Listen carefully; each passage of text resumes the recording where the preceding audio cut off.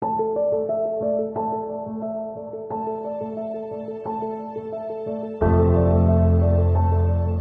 vu cette annonce et je me suis dit oui, un concours et tout, ça a l'air chouette. La personne qui nous limite, c'est nous. C'est impressionnant comme elle arrive à s'exprimer, à faire passer des choses. Je savais pas trop à quoi m'attendre, c'est bizarre à dire mais ça a dépassé du coup toutes mes attentes. Les ateliers, les échanges, surtout les échanges, ont été plus incroyables les uns que les autres. Et ouais, merci pour tout et merci pour ce que vous êtes tous.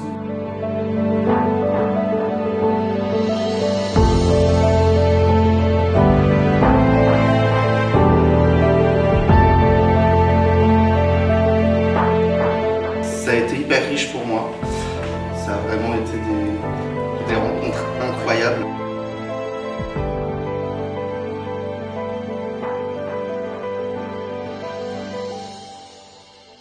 Pour revenir sur comment est né le Grand Pitch, il faut rappeler qu'on est d'abord un cabinet de recrutement spécialisé sur l'emploi des personnes en situation de handicap.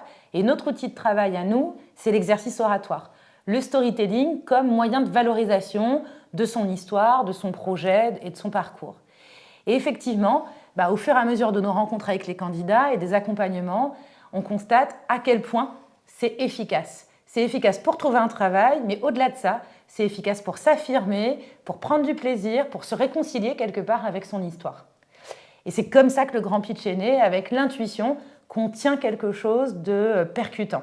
Et en fait, on l'a tout de suite construit comme un programme. En fait, c'est un programme de sensibilisation. Donc on a mis, dès la première version, on l'avait pensé aussi pour les entreprises, pour qu'elles puissent s'en servir pour favoriser l'intégration du handicap, notamment en faisant participer leurs salariés qui deviennent finalement membres du jury au moment où ils vont liker les pitchs qu'ils vont pouvoir découvrir, notamment pendant la SEPH. Il ne faut pas minimiser. En fait, souvent quand on voit un très bon candidat avec un pitch de très haut niveau, on se dit qu'il a juste du talent, et il en a, c'est vrai, mais c'est aussi le résultat d'énormément de travail et de moyens qui sont déployés tout au long de l'année pour arriver à ce résultat.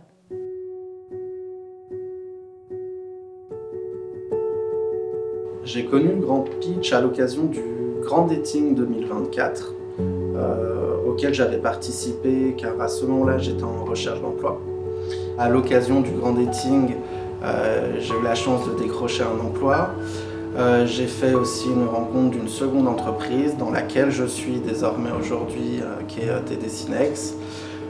Donc la conclusion était que toute aventure avec Pépite Emploi se terminait en apothéose, donc il était évident pour moi de vouloir participer au Grand Pitch. J'avais jamais entendu parler en fait du Grand Pitch. Quand j'ai vu l'annonce, j'ai postulé en 5 minutes. Je me suis dit pourquoi pas on tente. Elle fait des boulots alimentaires alors qu'elle est super diplômée et qu'elle a besoin qu'on la ramène dans la direction pour laquelle elle a été formée. Très bon parcours. En fait, ça fait partie des gens un peu naturellement inspirants, ne serait-ce que par leur vécu en fait. On dit que c'est hyper intéressant de pouvoir aussi mettre en avant ce fait que elle soit responsable et que malgré tout elle participe et que du coup j'ai bien aimé moi le petit. Mais lui, qu'est-ce que ça va lui apporter? Ça on ne ressent pas tout à fait là. C'est un outil, c'est vraiment ça. Le Grand Pitch, c'est un outil. 1, 2, 3, 4, 6. Oui, comme ça, il fait l'unanimité. Donc j'envoie ma candidature et partant de là, les choses sont lancées, ça sort un peu de ma tête et là je reçois un appel et on me dit que je suis sélectionnée et que je fais partie des 15 et là je réalise, je me dis ah, ça devient concret là, va falloir y aller. J'étais vraiment content parce que je voulais vraiment participer à cette expérience. C'était une réelle opportunité pour moi et je m'étais préparé à y participer. À ce moment-là, je me sentais au pied d'une montagne que je ne savais pas comment gravir. Parce que, comme je l'ai dit, parler de moi, c'est vraiment pas quelque chose que je fais de manière naturelle. Et là, il fallait que je parle d'un sujet qui est très personnel. Souvent, la somme d'informations est déjà là. C'est des parcours qui sont assez impressionnants de péripéties, de complexité. Donc déjà, être en capacité de comprendre ce parcours et pouvoir le retraduire de façon courte et resserrée, c'est déjà un énorme challenge pour nous en tant que coach. Et quand il en parle, en fait, c'est là qu'on entend qu'on n'a pas forcément toujours conscience de tout ce que ça apporte aux candidats. Parce qu'en fait, on leur offre ce dont tout le monde a besoin professionnellement. Si je te donne accès à un réseau, et ben t'y vas en fait.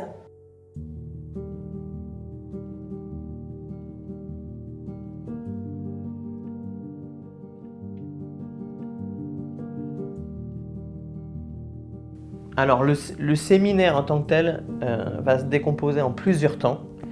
Il y a beaucoup de temps très festifs et ludiques de rencontres.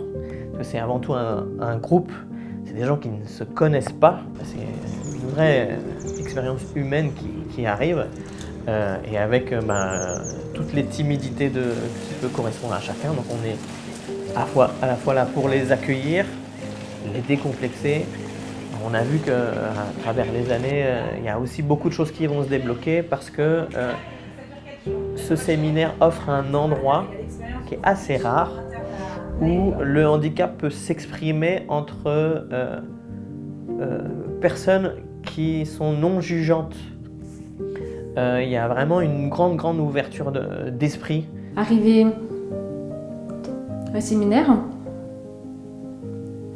on a commencé à faire un jeu pour se présenter, donc tous en rond, et puis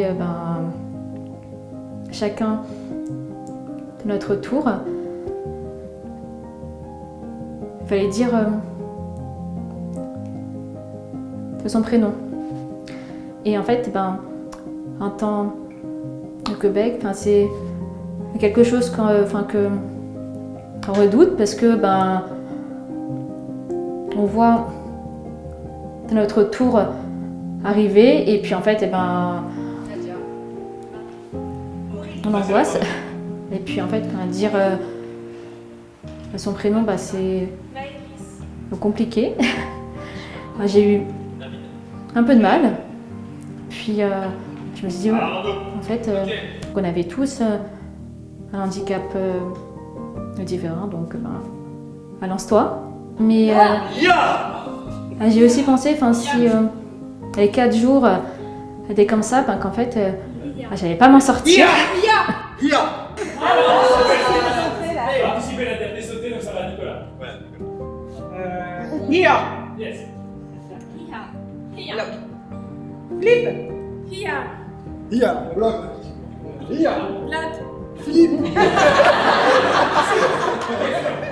Et donc je suis arrivé au Grand Pitch sans attente particulière. J'étais là pour voir qu'est-ce qui allait se passer. Et dès le début, j'ai été saisi. Ça a commencé après le repas par des exercices de théâtre où ça me poussait un petit peu dans mes retranchements, un peu obligé de se montrer sociable et avenant alors qu'on est encore plus à ce stade dans une étape d'observation. Donc on se force un peu et on se met en avant comme tout le monde. Et finalement, ça permet de casser les barrières. Et puis ensuite, les ateliers, les échanges, surtout les échanges, ont été plus incroyables les uns que les autres. C'est vrai qu'au début, on apprend à connaître chaque candidat, à comprendre leur histoire. Évidemment, on se lie d'amitié avec toutes ces personnes-là. On était confinés, j'allais dire, un petit peu pendant 4 jours, à tout faire ensemble avec les mêmes difficultés, les mêmes stress, je me rappellerai toujours de la première fois où j'ai dû faire le pitch devant tout le monde. C'était vraiment compliqué. Je sentais que c'était compliqué pour tout le monde, mais on s'est tous lâchés. Ça nous a tous permis un peu de débloquer un truc entre nous. Et puis c'était hyper émouvant parce que écouter les histoires de chacun, tu écoutes un premier pitch, puis un deuxième, un troisième, un 10e, un 12e, un 14e, mais à la fin t'en peux plus. Ça finit par en être bouleversant, vraiment bouleversant.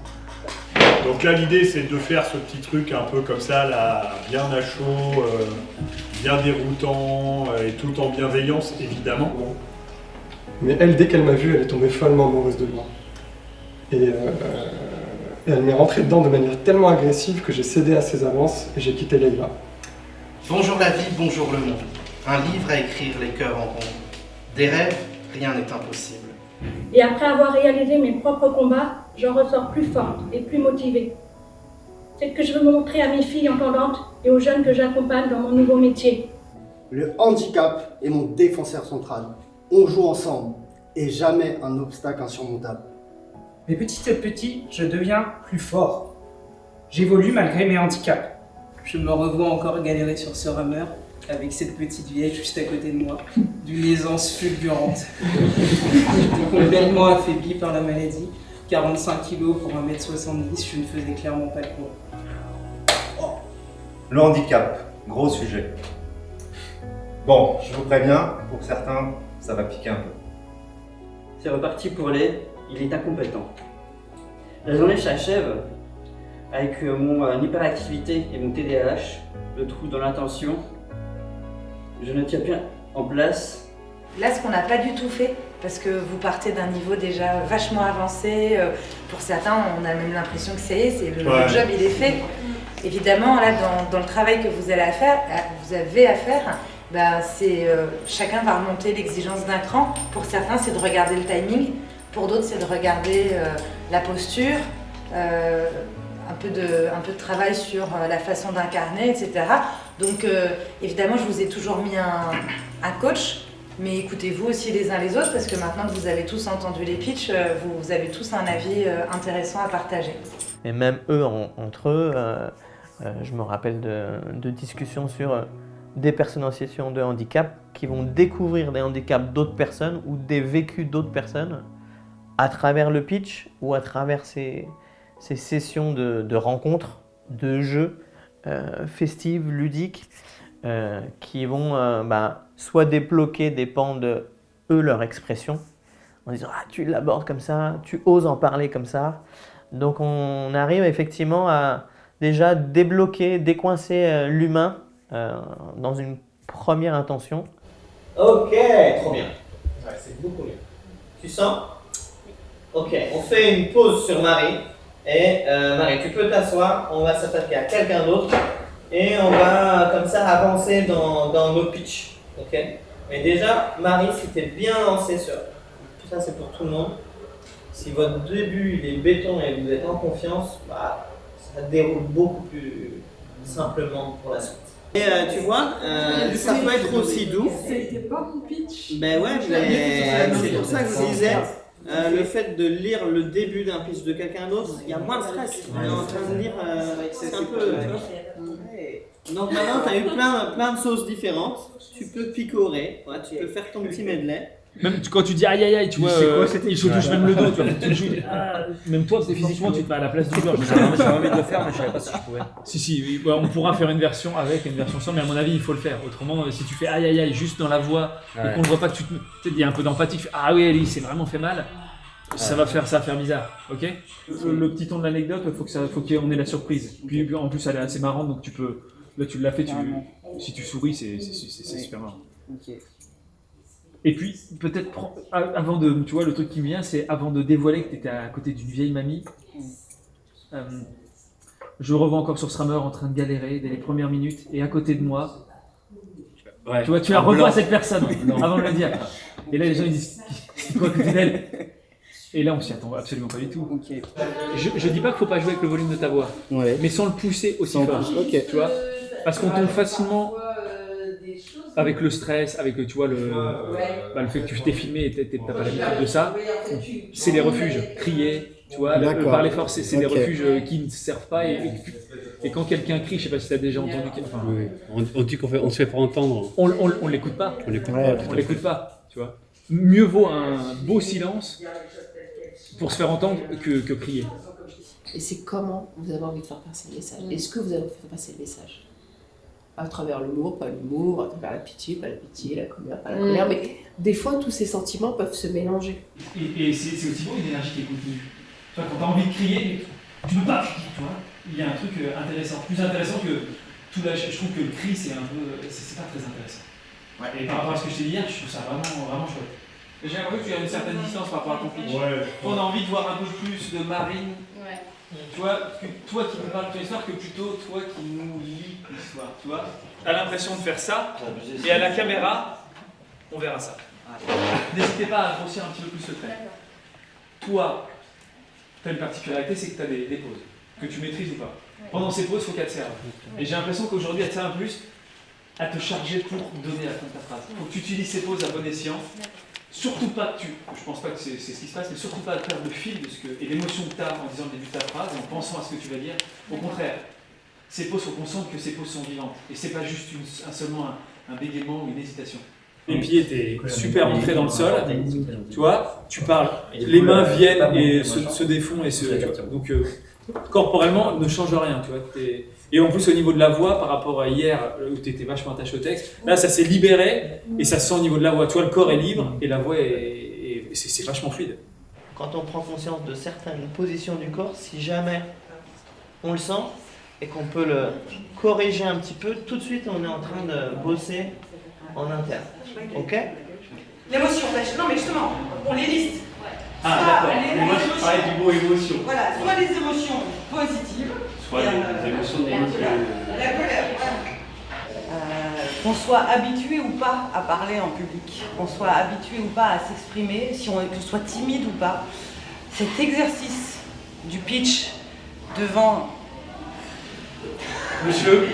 Je le vois du coin de l'œil. Devant la caméra, c'est quand même pas facile. C'est pas dérangeant la caméra.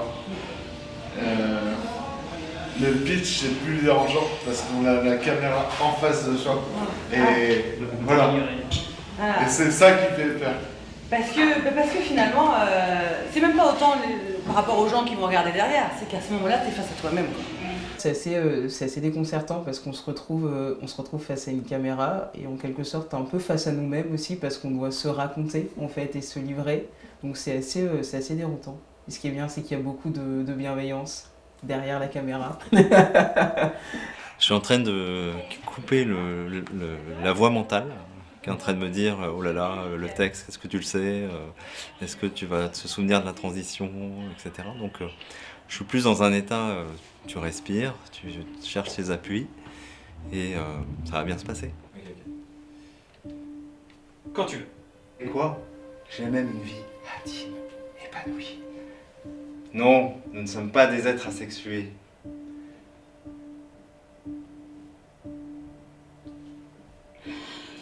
Ah, j'ai votre attention, pardon. Parce qu'on a enregistré, en fait, j'ai fait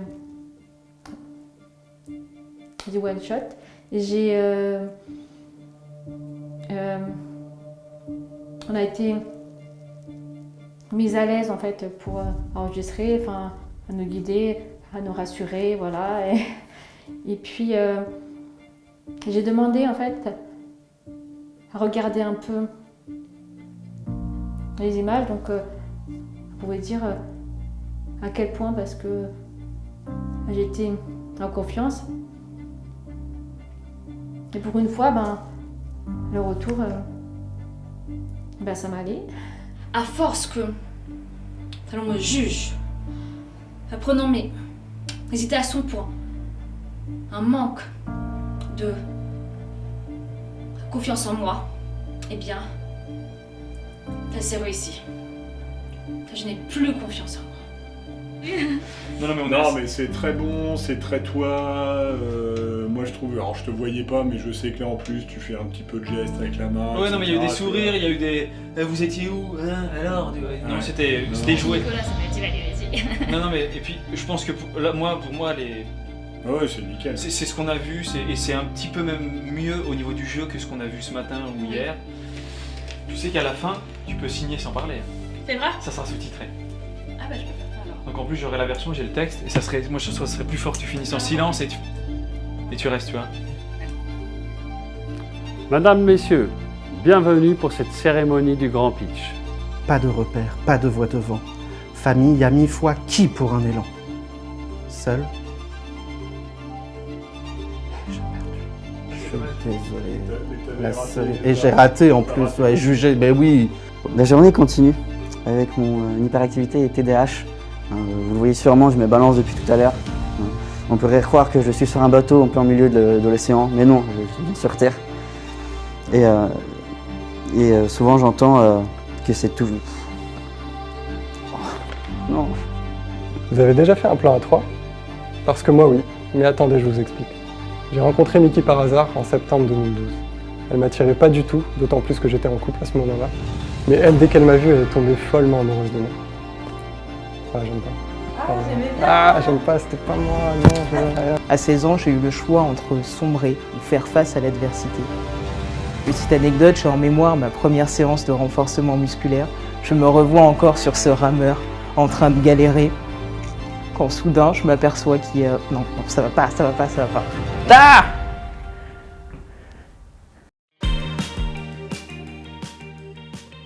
Ben voilà, après 2 jours de travail intensif, de passage au studio, de training, eh bien c'est le grand jour pour tout le monde puisque c'est la grande répétition. C'est notre innovation 2024 puisqu'on a reçu l'ensemble des partenaires, employeurs et sponsors pour venir découvrir en avant-première et en live les pitchs des candidats. Un grand moment. Un grand moment, c'est vrai. Et puis le live, c'est un peu... une nouveauté de l'année d'avant, puisqu'on l'avait intégré dans la remise des prix, ce qu'on ne faisait pas forcément au départ. Et ça donne encore une autre dimension. Alors c'est une autre dimension dans la perception du pitch quand on est spectateur, et c'est évidemment une autre dimension dans le faire, puisqu'on se retrouve encore devant une caméra, parce qu'il y a toujours quelques caméras qui tournent, mais aussi devant un public, et on va venir tester en réel les interactions que ça peut donner et comment on va porter en fait le pitch qu'on a l'intention d'avoir en tant que pitcher. Du coup, c'est un grand moment aussi pour nos invités, puisque pour les candidats, il y a un enjeu évidemment, puis pour les invités, c'est une sensibilisation inédite. C'est l'occasion de voir le fruit de tout ce travail, de ce défi en fait que chacun et chacune s'est lancé. Et pour vivre tout ça dans la convivialité, on avait en plus la chance d'avoir notre partenaire Ouais et alors, avec qui on a organisé un défilé dans la joie, dans la bonne humeur. C'était à la fois un exercice théâtral, mais aussi un moment de lâcher prise avant le passage en studio le lendemain. Je trouvais que c'était très convivial et vraiment on sent que le groupe a vécu des choses durant cette semaine très proches, qu'ils ont pu construire des choses ensemble. Un très bel événement, effectivement, sur l'impact que ça a pu avoir vis-à-vis des pitchers. Ce qui était très intéressant, c'est de voir que cette préparation au Grand Pitch leur a permis de lever des freins, d'avancer, d'aller de l'avant. Je crois que c'est aussi cet objectif-là, finalement, de regagner confiance en soi et puis d'affronter l'après. Mais l'après, tant social que professionnel, être prêt pour enfin aussi accueillir une nouvelle vie professionnelle, de nouveaux objectifs, et je crois que ça, c'est très intéressant au niveau du dispositif. Finalement, si on se demande ce que ça apporte à chacun des parties prenantes, que l'on soit candidat, partenaire ou même coach, c'est à la fois un outil sérieux de sensibilisation, mais aussi extrêmement utile pour chaque participant dans son parcours professionnel, parce que pitcher, se raconter, c'est toute notre vie en fait, qu'on remobilise ses compétences. Et puis, ce qui en fait une expérience inédite et un outil qu'on a envie de renouveler d'une année sur l'autre et de sublimer, c'est la dimension humaine qu'on y met.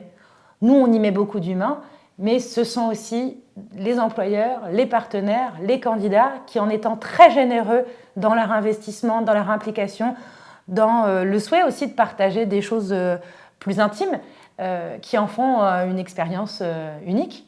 Ouais, c'est vrai que nous, on est déjà évidemment super fiers de ce qu'on a réalisé sur ces 4 éditions. Comme on l'a déjà dit, on essaye à chaque fois évidemment de s'améliorer, de proposer des nouveautés pour être encore meilleur. Et donc c'est vrai qu'on est encore ambitieux, on souhaiterait que ça aille plus fort, plus loin, qu'on impacte encore plus de monde, qu'on ait plus d'entreprises qui participent pour avoir forcément un maximum de collaborateurs qui soient sensibilisés à l'intégration du handicap et encore plus large dans la société, si on peut le dire comme ça. Donc évidemment, après, on a forcément une question de moyens, mais à la fois déjà très fier, déjà très content et encore très ambitieux pour que ce soit encore plus fort. Il y a aussi une certaine gratitude et joie de se dire que ça va dépasser aussi ce cadre de concours. C'est-à-dire, en plus d'avoir rencontré ces gens, on va les outiller d'une certaine façon, on va leur donner un petit trousseau avec lequel ils vont partir après ce grand pitch, qui vont s'approprier de gestion du stress, prise de parole, comment bien placer sa voix au mieux possible, ou assumer que leur discours ou la façon dont ils vont parler, aborder une discussion est tout à fait légitime. Ça prend ce temps-là, mais ça a cette pertinence aussi, cette légitimité. Je me suis fait chambrer par l'hôtesse d'accueil. Il me fait ouais, il y a plus de 50 000 personnes qui vont participer, tu ne seras pas parmi les 15. Ok, et bien là, j'ai mis ma casquette, compétiteur, c'est parti. La personne qui nous limite, c'est nous. Alors, soyons notre meilleur ami. C'était vraiment top, c'est de très très belles rencontres et puis ça permet vraiment de se développer sur le plan humain. Tout le monde était super, l'équipe était super, donc voilà. On est handicapés nous, mais si on ne voit pas aussi les autres, on est un peu tout seul en fait. Et en fait, ça permet d'ensemble d'avancer, de faire bouger les murs en fait. Et toi, je dois te rappeler continuellement mon handicap, car tu l'oublies vite. Je pensais pas qu'en tant que personne handicapée, j'avais encore à travailler sur mon ouverture vis-à-vis du handicap des autres. En fait, si. Cette expérience a clairement changé ma vie, changé ma manière de me voir, changé ma manière de parler de moi, d'assumer mon identité. Je pense qu'à partir de maintenant, j'aurai plus peur de me dévoiler. Je pourrais parler de mon handicap. On favorise, je trouve, obligatoirement des personnes bienveillantes autour de nous. Et c'est la meilleure. Ma parole vaut de l'or. Je suis une pépite, ouais. Mais alors? Je souhaiterais que le monde soit comme nous en fait. Comme ce qu'on dégage nous tous ensemble. Parce que pour moi c'est ça en fait la vraie vie. Se considérer les uns les autres. Se supporter, s'aider. On dit que le handicap parle d'une perte de fonction. Est-ce que moi, j'ai perdu quelque chose? Les rencontres que j'ai faites m'ont vraiment marqué, je pense. C'est quelque chose que je vais garder en moi très longtemps. C'est pas évident de se mettre en scène. Et merci de nous avoir permis de réaliser que notre voix comptait, notre présence comptait. Un grand merci à Pépite Emploi. Moi j'ai trouvé que c'était extrêmement émouvant, extrêmement fort, et ils ont une audace folle. Mais il faut qu'ils aient une audace folle. Et on devrait encore plus partager ce genre de choses pour que toutes ces personnes en situation de handicap aient les mêmes envies et le même courage. Moi j'étais enchanté, c'est remarquable.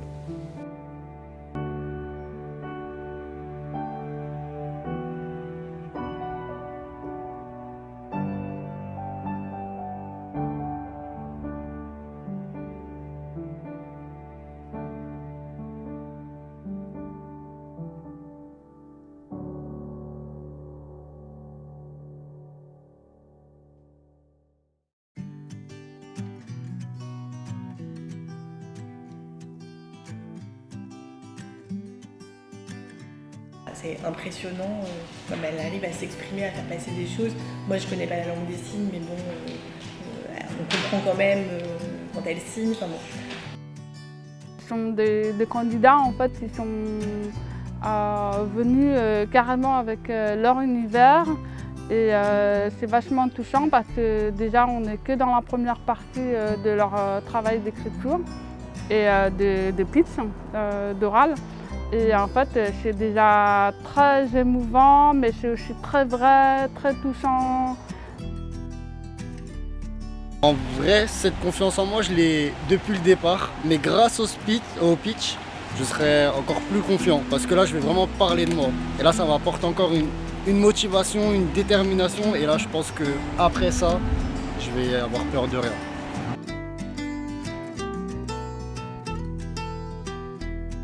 Quel est ton sentiment avant passage? Il y a Arnaud devant, donc je suis très stressé. C'est un moment très important. Donc je répète, on bosse, on fait que ça.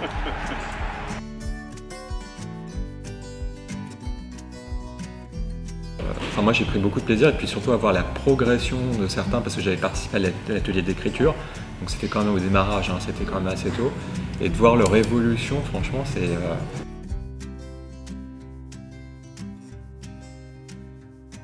Et moi, ce que j'ai largement apprécié, c'est que ces personnes, elles parlent d'elles-mêmes et elles sont aussi sur l'émotion. Et je pense que dans les entreprises, il faut être rationnel, c'est évident, mais également de laisser la place au cœur, de laisser la place à l'autre. Ça permet d'inclure les personnes différentes, qu'elles soient en situation de handicap, d'origine sociale, de culture différente, de pays différents, de mœurs différentes. Et ça permet finalement de contribuer au vivre ensemble de la société inclusive qui nous attend et qui est nécessaire.